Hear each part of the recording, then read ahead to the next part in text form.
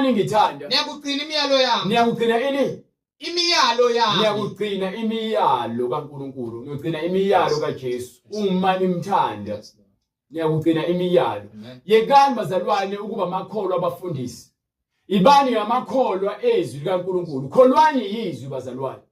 Yekani uba amakholwa ngoba naku ukuthi wasindiswa lapho kepha befundisa amanga. Kuyenzeka vele uJesu akubize kepha uqala akudlulise. Lapho khona ezokhombisa khona ukuthi yebo bayangibiza nawe phapha phelele. Hamba uye lapha lo kumele ube khona. Hayi ukuthi mina ngiyancenga abazalwane ukuthi ngekutshela ngiphumane amabandla amanga ngoba ngiyazi ukuthi amabandla amanga lawo. Ibandla leqiniso lihamba ngezwi likaJesu kuphela. Kusenhlizweni yami ukuthi abantu basindiswe. Kuyisifiso sami ngoba uJesu vele ufuna lokho.